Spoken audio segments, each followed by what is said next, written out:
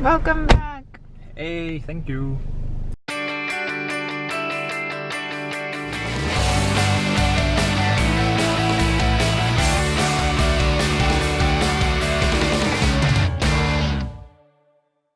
Hey, good morning, Hustle family. It's Carolina here. Today is January 27th and Thomas is back. I'm so happy he's back. I really missed him. We are now going to my parents' house. Welcome back. Hey, thank you. Are you happy to be back home? I am happy to be home after 2 weeks away, yes. Yeah, 2 weeks is a long time. Look who's talking. Hey, what's up guys? It is Carolina here and today is January 28th and finally, my friends, it's finally warm enough. It finally feels like summer. It's finally sunny outside. Not that I like extreme heat. Honestly, I prefer colder weather, even though I get cold easily, but extreme heat I don't like. However, the weather here where I live is just perfect. It is like awesome. Absolutely awesome. Anyway, I'm gonna go meet Thomas for lunch. He was working this morning with some clients. As I've told you guys before, he has a tourism company and he has people that work for him, but he also does some of the tours himself. So he's right now in Valparaiso doing a tour and I think he just finished. So I'm gonna go meet him for lunch. So I'll show you guys a little bit of Valparaiso in a bit. Okay, our food is here. I got a vegan risotto with lots of veggies. And you got, what did you get? Ceviche? Ceviche. You got the ceviche with local fish that we really like, called reineta. And we're in this beautiful place with a very, very nice view of the ocean. Hey, what's up guys? Carolina here and today is January 29th. Unbelievable, unbelievable. This weekend was not very eventful. You'll see that this vlog is gonna be a mix of 3 days in one. We basically spent some time together, went for a walk, went to visit my parents, had ice cream, and got some work done, but definitely not as much work done as I would have liked. Either way, now I'm heading to the bank because I got some money that I need to retrieve. As you guys know, I get paid in US dollars. So if I want to actually use those dollars, I have to go in person to the bank, sign a paper, and pick them up in cash. And then I can go and I can exchange them, or I can keep them, or I can use them. And I personally like keeping some money at home. I think it's good, and it's advice from several financial experts that I follow, that you shouldn't have all of your money at the bank because it might not be as safe as you think it is. So I always keep a little bit of a stash at my home, but not too much that I would regret it if somebody robbed me or something. So definitely if you can have a safe, better. I am definitely going to be getting a safe soon, but either way, don't keep too much cash at home. Just keep some money that would allow you to live for a couple weeks, just in case there's some kind of crash or your account gets frozen or whatever. This kind of things happen. Not really in my country. They happen a lot more in the United States. Either way, you never know what could happen. Nobody has a crystal ball. Nobody can predict. On other news, guys, as you guys saw in previous vlogs, I finally had the logo. Today I started working on a banner for the podcast. So if everything goes according to plan, the podcast should be live today because Gary's book is coming out tomorrow, January 30th, and I want my interview to be up either at the same time as the book launch or the day before, so that would be today. So that's going to be my main purpose for today, and I will be showing you guys step by step how my podcast went from an idea to a reality. I'll show you step by step what happened there and how I made it happen. Are you ready? I am. Okay, we're going to the bank. See you in a bit. Something I love about Thomas is that he helps in the kitchen. Look at that. I do. Look at that lettuce.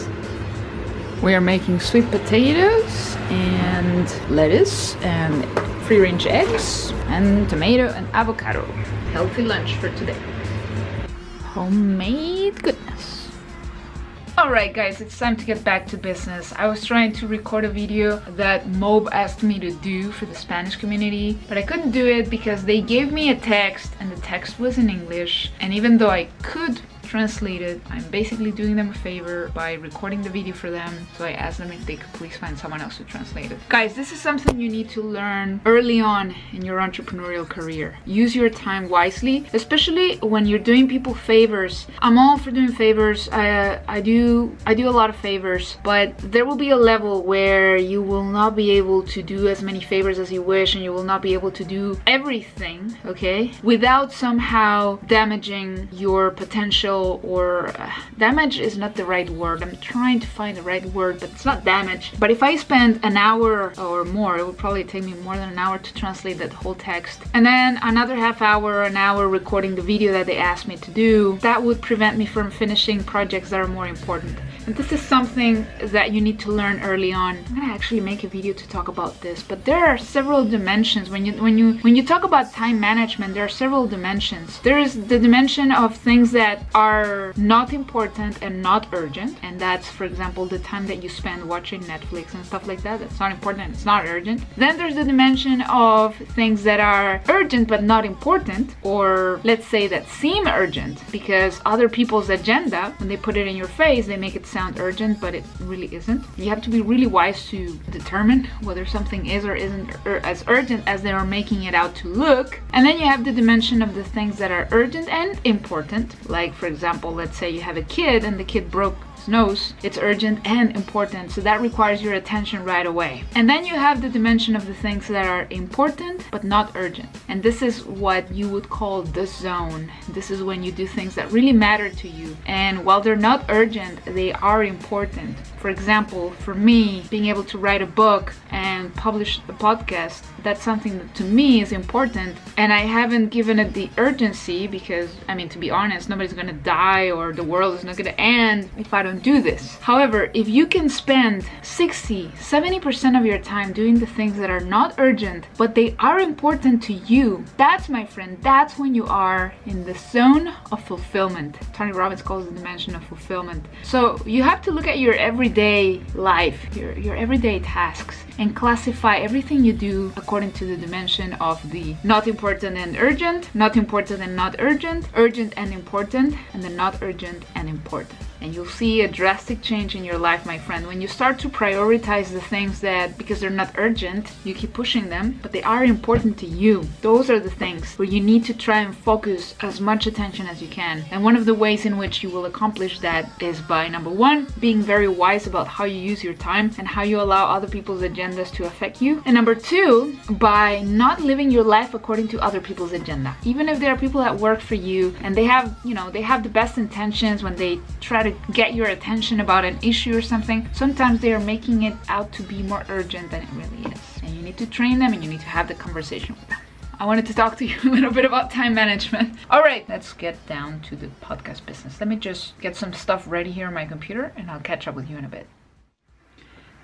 Okay guys, it is now 11:30 p.m. and I am halfway through editing one of the episodes. I am thrilled to share this with you guys. I have 2 interviews that are gonna be up, plus 1 episode of just me talking. And the tools that I'm using right now, let me just show you real quick. I am using Adobe Audition and I also use Camtasia. Camtasia can also be super helpful for editing some files. And I edited the interview with Gary actually here on Camtasia. But then I got Adobe Audition. I paid for it. I'm pretty sure you can get it for free somewhere. But you know what? My days of cracking and stealing software are pretty much over. Now that I am a serious business owner, I'll tell you one thing. I don't like it when people steal my content. If I put together an online course, I wouldn't want people stealing it and getting it for free or sharing it all over the internet. I do the same way. I mean, I do unto others what I would like to be done unto me. And if I don't want people stealing my stuff, I'm not going to be stealing software. So that's just for your conscience. I leave it up to you. Anyway, Adobe Audition is awesome and it's relatively easy to use. I used to have this software years and years ago. I wouldn't lie to you if I said over a decade ago. I used to have Adobe Audition even when it was called Cool Edit.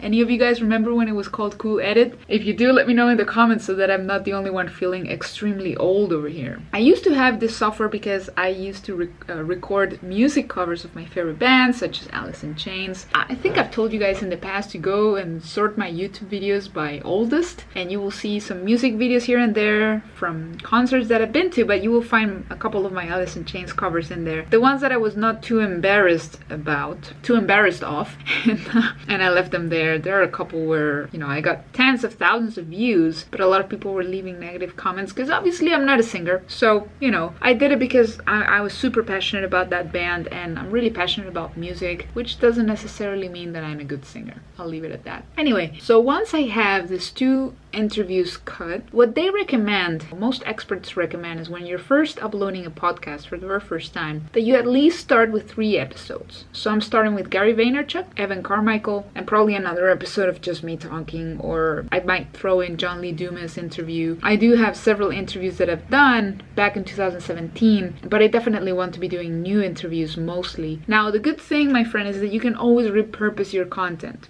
That's one of the beautiful things about podcasting, is that you can take video and separate the audio with Adobe Audition, and you can also use Camtasia for editing videos. So what I really recommend is that you always do video for the most part, because that way you can repurpose your content on YouTube and for a podcast. I also have a couple of banners. In the end, I ended up making the banners myself because the guy from Fiverr, the guy that did my logo, I asked the same guy, because I like the logo, so I asked the same guy if he could do a banner, and the banner was just nowhere near what I was looking for, so I went ahead and I did it myself on Canva.com, which is a great website, by the way, for you to do your own designs whenever you are in a hurry, or for little simple things that really don't require a graphic designer. So I'm gonna get that done, and then I'm gonna show you guys the rest. The last 8 years have been an incredible journey. It was back in 2008 that I discovered Twitter, Facebook, LinkedIn, and even YouTube. But it was 10 years ago that I was at my job, sitting in a cubicle, that I made the most important decision of my life to date. And that decision was that I was not going to allow other people to control my life anymore.